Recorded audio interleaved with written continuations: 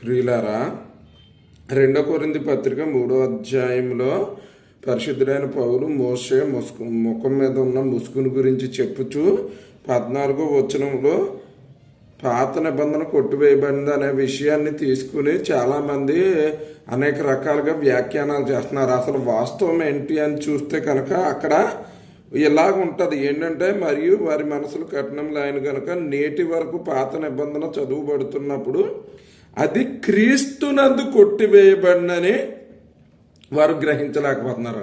అది అసలు వాస్తవం. అక్కడ చూడండి, క్రీస్తునందు కొట్టివేయబడింది అంటే మనం యోహాను సువార్త 15వ అధ్యాయంలో యేసుప్రభు ఏమని చెప్పారు? నేను ద్రాక్షవల్లిని, మీరు తీగలు, నా యందు మీరును, మీ యందు నేనును, మీ యందు నా మాటలను నిలిచి ఉన్న ఎడల మీరు బహుగా ఫలించుదురు, అది నా తండ్రికి మహిమ అని చెప్పాడు. లేదంటే మీరు ఫలించరు అని చెప్పి, మీరు నా యందు నిలిచి ఉండకపోతే మీరు ఫలించరు అని చెప్పారు. అదే అసలు ఏంటంటే, ఎవరైతే క్రీస్తు నందు ఉంటారో అదే మాట అది 5వ అధ్యాయంలో కూడా ఉంది. ఎవడైనాను క్రీస్తునందు ఉన్న ఎడల నూతన సృష్టి. అంతేకాకుండా క్రీస్తునందు ఏ శిక్షా విధి లేదు. మోషే ధర్మశాస్త్రం అనేది శిక్షావిధికి కారణమైన పరిచర్య. ఇప్పుడు ఉన్నది ఏంటంటే కృపా పరిచర్య. అది పరిశుద్ధాత్మ మూలంగా వచ్చింది. అది కృప ద్వారానే రక్షణ.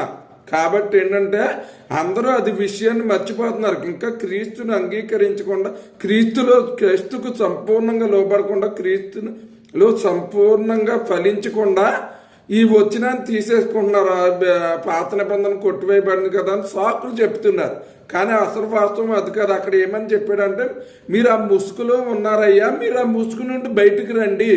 అవన్నీ ఆ బలులు, ఆ కోడులు, మేకలు, ఈ రక్తాలు ఇవన్నీ కూడా యేసుక్రీస్తునందు నెరవేరినయి. యేసుక్రీస్తు వాటన్నిటికీ బదులుగా అర్పించబడ్డాడు. ఇప్పుడు ఆయనలో మీరు నిలిచి ఉంటే మీకు ఏ శిక్ష ఉండదు, ఏ శాపము, ఏ కాడి మీ మీద ఉండదు. మీరు దాన్ని విడిచిపెట్టి వచ్చి, ధర్మశాస్త్రాన్ని విడిచిపెట్టి వచ్చి సంపూర్ణుడైన క్రీస్తులో నిలిచి ఉండండి, ఆయన్ని సొంత రక్షకునిగా అంగీకరించండి అని చెప్తున్నాడు అనమాట. కనుక ఆ విషయాన్ని గమనించుకుని మీరు క్రీస్తుకు సంపూర్ణంగా లోబడి ఆయన యందు సంపూర్ణంగా ఫలించినట్లయితే ఇదంతా కూడా మీకు వర్తిస్తుంది. మీ శాపములన్నీ కొట్టివేయబడతాయి, బంధకాలు ఊడిపోతాయి అనమాట. ధర్మశాస్త్రం యొక్క ప్రభావం మన మీద ఉండదు. అది అక్కడ చెప్పబడిన సత్యం. కనుక ఈ విషయాన్ని గమనించుకొని మీరు క్రీస్తునందు నిలిచి ఉండి క్రీస్తునందు బహుగా ఫలించాలని చెప్పి ప్రభు అయిన యేసు నామమున మిమ్మల్ని అందరినీ హెచ్చరిస్తున్నాను. దేవుడు తన పరిశుద్ధ వాక్యమును దీవించును గాక.